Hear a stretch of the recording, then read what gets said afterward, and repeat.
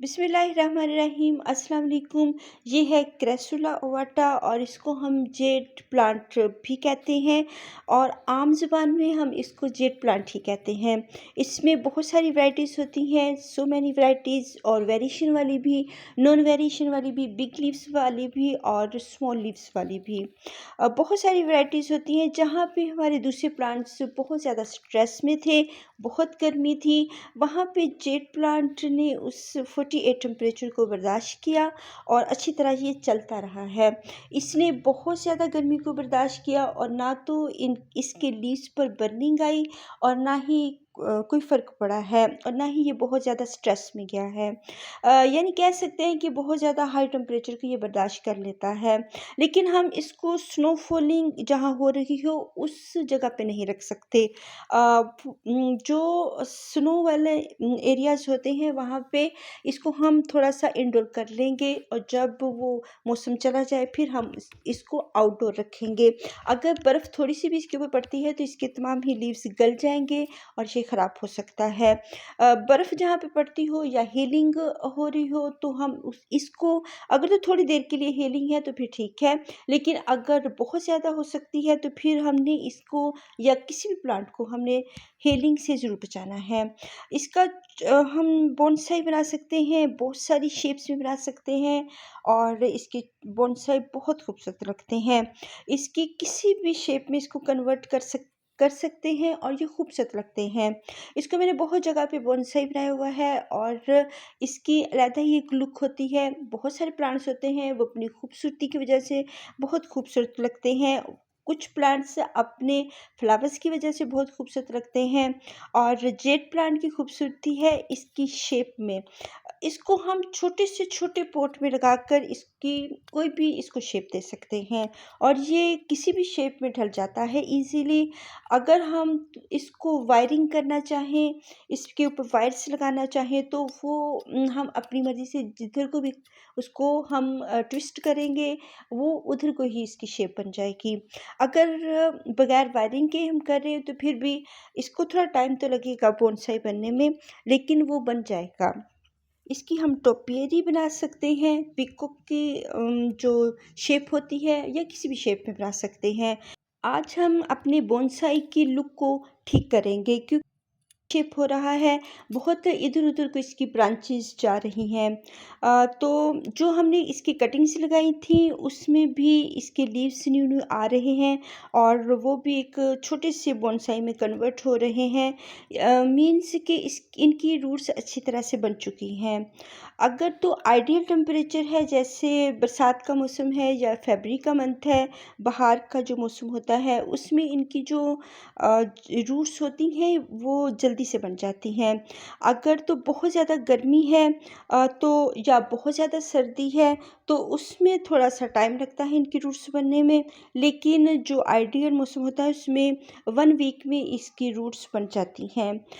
तो अगर हम छोटे-छोटे से प्लांट्स इसके बॉटम में लगा देते हैं, जैसे अपर साइड होती है सॉइल की और इस ट्री के बॉटम में हम छोटे-छोटे से प्लांट लगा देते हैं तो वो बहुत खूबसूरत लगते हैं, जैसे बहुत बिग ट्री के नीचे छोटे-छोटे से प्लांट्स लगे हुए हों। तो इसको हम फेरी गार्डन के तौर पे भी लगा सकते हैं और इसमें जो होते हैं इसकी ब्रांचेस पे अ, झूले भी लटका सकते हैं छोटे से।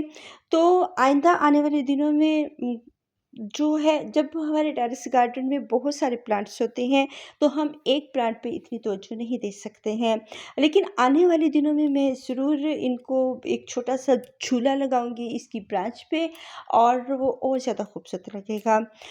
तो इसमें सो मैनी आइडियाज़ से हम बहुत ज़्यादा इनकी शेप्स में इनको कन्वर्ट कर सकते हैं। जो सबसे ज़्यादा खूबसूरती होती है जेड प्लांट में कि ये इसको किसी भी हम शक्ल में बना सकते हैं। इसकी टोपियरी बना सकते हैं, इसकी हम बोनसाई बना सकते हैं। अब ये बहुत बिग-बिग ब्रांचेस हो चुकी हैं और इसकी शेप ख़राब हो रही है, तो इसको हम अच्छी सी शेप देंगे और जो हमारी पसंद की होगी। अगर हम इसको किसी और शेप में रखना चाहते हैं तो ये ईज़िली चला जाता है। इसको हम कर सकते हैं और ये बहुत खूबसूरत भी लगते हैं। इनको डेकोरेट कर सकते हैं डिफ़रेंट आइडियाज़ से। और इसकी जो ये हम कटिंग काट रहे हैं, ये भी छोटी-छोटी सी अगर हम एक पॉट में लगा देते हैं तो बहुत सारे फ्यूचर में हमारे पास बोनसाई बन सकते हैं। इनको हम ज़ाया नहीं करेंगे। एक ब्रॉड सा ले सकते हैं पॉट और इसमें तमाम ही कटिंग्स लगा दें, तो ये फ्यूचर में बहुत ज़्यादा हमारे पास बोनसाई तैयार हो सकते हैं।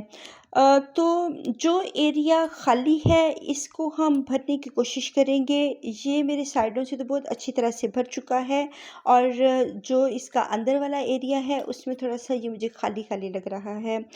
तो इसको अगर हम एक ब्रांच की टिप पिंचिंग करेंगे, उसको कट करेंगे, तो फ्यूचर में इसकी 2 ब्रांचेस आएँगी, जिससे ये और ज़्यादा बुशी हो जाएगा। और जो इसकी हम बिग ब्रांच काटेंगे तो वो एक कटिंग के तौर पर हम लगा सकते हैं। इसकी जो कटिंग्स होती हैं उसको हम शेडी एरिया में लगाएँगे। वैसे ये जो प्लांट है इसको शेड से या धूप से कोई टेंशन नहीं होती है। ये हर जगह पे लग जाता है, शेडी एरिया में भी लग जाता है और जेड प्लांट धूप वाले एरिया में भी लग जाता है। बहुत ज़्यादा इसने धूप बर्दाश्त की है। इसको प्रॉब्लम होती है उस पानी से। अगर हम इसको बहुत ज़्यादा वाटरिंग कर देंगे तो ये फिर ख़राब होना शुरू हो जाएगा। इसलिए हम इसको बहुत ज़्यादा वाटरिंग नहीं करेंगे।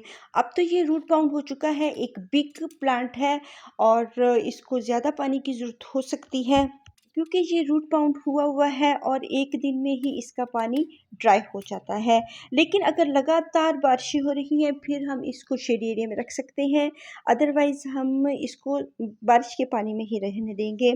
और ये टर्टल वाइन है जो हमारी प्यारी सी, ये हर ही पॉट में से निकल आती है। तो फ़िलहाल जो ऊपर के जो प्लांट हैं हम इनको हटाएँगे, इसकी गोडी करेंगे। लेकिन बरसात का मौसम है तो इसमें हमने इसको कोई भी खाद नहीं देनी। सिर्फ गोडी करेंगे। इसकी बहुत ज़्यादा ब्रांचेस बनी हुई हैं और रूट बाउंड ये हुआ हुआ है, लेकिन हमने इसको बोनसाई में रखना है तो इसी पॉट में रखेंगे और वो छोटे से छोटे पॉट में हम इसको रख सकते हैं बोनसाई के तौर पे। अभी फ़िलहाल मैंने इसको इसी पॉट में रखा हुआ है और इसकी अगर एक दिन में सॉइल ड्राई हो जाती है तो हम इसको पानी नहीं देते हैं। इसका जो बिग ट्रंक है, इसका बिग मोटा सा वो, इसको और इसके जो ये जूसी-जूसी से जो लीव्स हैं, इसको वो देते हैं पानी। ये खुद से अपने लेता है। ये इसको बहुत ज़्यादा वाटरिंग की ज़रूरत नहीं होती। अगर हम इसको बहुत ज़्यादा पानी देना शुरू कर देंगे तो इसका जो ये तना है ये गल जाएगा और इसके जो लीव्स हैं ये सारे ड्रॉप कर देगा और ये हमारा प्लांट ख़राब हो जाएगा। इसको धूप ने कुछ नहीं कहा है और इसको शेड एरिया में भी रख सकते हैं, लेकिन फिर हम और ज़्यादा लेस वाटरिंग कर देंगे। 1 मंथ के लिए इसको पानी हम देते बिल्कुल नहीं देंगे। और जब ये सूरज वाले एरिया में होगा वहाँ पे अगर इसकी ओवर वाटरिंग हो जाती है, जैसे बरसात के मौसम में बहुत ज़्यादा पानी इसको मिल रहा है और ये बहुत ज़्यादा रूटेड प्लांट है तो ये बर्दाश्त कर लेगा। लेकिन किसी हद तक अगर बारिशें 1-2 दिन होके हट जाती हैं और फिर 1 वीक के बाद होती हैं तो ठीक है, ये बारिशों वाले एरिया में पड़ा रहे। लेकिन अगर रोज़ाना मसलसल बारिशें हो रही हैं और ये ड्राई नहीं हो रहा है प्लांट, तो फिर हम इसको छत के नीचे रख देंगे। तो मीन्स कि ये एक सुकुलेंट प्लांट है, इसको हम पानी अगर 1 मंथ के लिए नहीं देते हैं तो थोड़े से या 1.5 मंथ के लिए अगर बहुत थर्स्टी हो जाता है तो इसके थोड़े से लीव्स इनके ऊपर रिंकल्स आएँगे। ये हल्के-हल्के से रिंकल्स आएँगे और हमें पता चल जाएगा कि ये 1 मंथ या 2 मंथ से थर्स्टी है। तो फिर हम इसको 2-3 मरतबा भर के पानी देंगे तो वो बिल्कुल ठीक हो जाता है। और इसको 2-3 दिन मुसलसल पानी देते रहें क्योंकि वो बहुत थर्स्टी है। लेकिन अगर इसको पानी मिल रहा है 1 वीक के बाद या 15 दिन के 2 वीक्स के बाद मिल रहा है तो फिर भर-भर के पानी देने की ज़रूरत नहीं है। एक मरतबा जब हम दे देते हैं अच्छी तरह से पानी तो वो फिर इसके लिए काफ़ी होता है। और ये 15-20 दिन ईज़िली बगैर पानी के गुज़ार लेता है। सर्दियों में तो 1 वीक के लिए, और अगर बहुत ज़्यादा गर्मी है फिर भी 10-12 दिन के बाद ही वाटरिंग करें। अब कोई भी टूल हाथ में आए तो उससे इसकी गोडी करें। अभी मैं इसको जो है खाद नहीं दूँगी, क्योंकि बारिशों का सीज़न है और जो बारिश का पानी होता है उसमें बहुत ज़्यादा न्यूट्रिएंट्स होते हैं, तो वो खाद का भी काम करते हैं और उससे हमारे प्लांट्स हेल्दी और बहुत अच्छे से हो जाते हैं। लेकिन अगर सितंबर का मंथ आएगा तो फिर हम इसको गोबर की खाद या वर्मी कंपोस्ट और वो डैश हल्की हल्की सी 2-4 किस्म की खादें इसको देंगे, ताकि जो इसमें न्यूट्रिएंट्स हैं वो पूरे हो सकें। वैसे जो लीफी प्लांट होते हैं उनको इतनी खादों की ज़रूरत नहीं होती, और ख़ास तौर पर जो जेट प्लांट है इसको तो बिल्कुल भी इतनी ज़्यादा खाद की ज़रूरत नहीं होती। अगर साल में 2 मरतबा भी दे देते हैं तो इसके लिए एनफ होती है। अब ये जो इसकी ब्रांचेस हैं इसको हम बहुत सारी जगहों पे लगाकर तो इसके फ्यूचर में बहुत सारे बोनसाई प्लांट्स हासिल कर सकते हैं, और इसके नीचे अगर छोटे-छोटे से जैसे टर्टल वाइन और कोई और सुकुलेंट लगा दें तो वो भी बहुत खूबसूरत लगेंगे। और इसमें हम टोपियरीज बना सकते हैं। इसको हम सिर्फ पानी से बचाएंगे, इसको बर्फ़ से बचाएंगे, और धूप ये बर्दाश्त कर लेता है। अगर इसके लीव्स पे बर्निंग आए तो थोड़ा सा इसको नेट ग्रीन नेट के नीचे रख दें या इसको पार्शियल लाइट में रख दें तो ये चलता रहेगा। अब इसके बहुत सारे शेप अच्छी हो चुकी है और ये अब खूबसूरत लगना शुरू हो गया है मेरा बोनसाई। तो इसको हम ऐसे ही शेप में रख सकते हैं। बहुत बिग जो ब्रांच होती है उसको हम अपने प्लांट के हिसाब से कट कर सकते हैं, तो इसको किसी भी शेप में हम रख सकते हैं। ये हर शेप में ही खूबसूरत लगता है। अगर हम बहुत जल्द इसका बोनसाई बनाना चाहते हैं तो इसके ऊपर हम वायरिंग कर सकते हैं और जिस भी शेप इसको लेके जाना चाहे लेके जा सकते हैं, लेकिन उसमें भी फिर टाइम लगता है। एक दिन में तो ये बोनसाई नहीं बन सकता है। जो इसकी कटिंग्स हैं इनको हम शेडी एरिया में लगाएंगे, इनको बहुत ज़्यादा धूप वाले एरिया में नहीं रखेंगे जब तक कि इनकी अच्छी सी रूट्स नहीं बन जाती हैं। और बहुत ज़्यादा गर्मी को बर्दाश्त करने वाला जो बिग प्लांट होता है, इसके जो बेबीज़ होते हैं उनको हम बहुत ज़्यादा गर्मी से बचाएंगे। जब इसकी ये ब्राउन सी ब्रांचेस हो जाती हैं तब थोड़ा हार्ड हो जाता है। फिर तो ये पानी को बर्दाश्त कर लेता है, ओवर वाटरिंग को भी बर्दाश्त कर लेता है। लेकिन अगर इसकी बहुत बेबी सी इसकी ब्रांचेस हैं और इसके छोटे-छोटे से बेबीज़ हैं जैसे कटिंग्स के, तो उनको हम बहुत ज़्यादा वाटरिंग नहीं करेंगे। और इसकी जो कटिंग्स होती हैं उसमें मेरी वीडियो मौजूद है, उसको हमने बहुत ज़्यादा ओवर वाटरिंग नहीं करनी, क्योंकि ये एक सक्यूलेंट प्लांट है। जब तक कि रूट्स ना बन जाएँ हमने इसको बहुत कम पानी देना है। जैसे जो कटिंग्स लगाई हैं 1 वीक के बाद हम इसको वाटरिंग कर सकते हैं अगर सॉइल ड्राई हो जाती है। अगर नहीं होती है तो फिर हम इसको और ज़्यादा टाइम दे देते हैं। ड्राई सॉइल में 1 वीक के लिए रखना मस्ट है। जो टाइम होता है इसमें जब मॉइस्चर होता है वो हम इसमें ऐड नहीं करते हैं। जब इसका जो सॉइल ड्राई हो जाती है फिर हम 1 वीक के लिए 10-12 दिन के लिए इसको ड्राई सॉइल में इसकी कटिंग्स रखते हैं, क्योंकि वो शेडी एरिया में पड़ी हुई हैं। वो धूप वाले एरिया में नहीं है और फिर ये ज़्यादा टाइम ले लेती हैं ड्राई होने में, तो हमें ज़रूरी इनको जल्दी-जल्दी वाटरिंग हम नहीं करेंगे। अगर जल्दी-जल्दी वाटरिंग करेंगे तो फिर वो रोट हो सकती हैं। तो ये एक पेरिनियल के तौर पे रहने वाला प्लांट है जो कि बगैर फूलों के भी बहुत खूबसूरत लगता है, और इसकी एक वैरायटी है जिसमें फ्लावरिंग भी होती है। जो बिग लीव्स वाला होता है उसमें फ्लावरिंग भी होती है। तो इसमें बहुत सारी वैराइटीज़ हैं, बहुत सारे कलर्स होते हैं, इसमें वेरिएशन वाले भी होते हैं। ये एक कॉमन हमारे गार्डन में पाया जाने वाला ये वाला जो प्लांट है, इसको हम पेरिनियल के तौर पे अपने गार्डन में रख सकते हैं।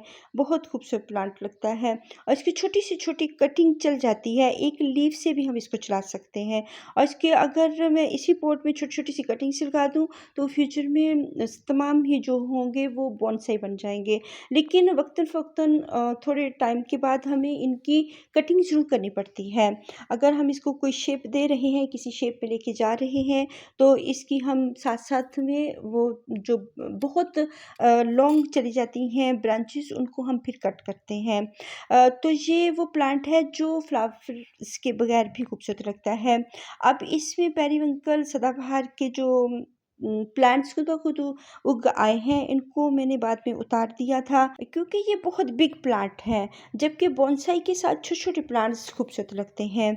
और अगर वक़्त के साथ-साथ इसमें से सोइल निकल जाती है तो इसमें हम रीफ़िल सोइल कर सकते हैं या इसकी गोडी करें या इसकी हम रिपोर्टिंग भी कर सकते हैं।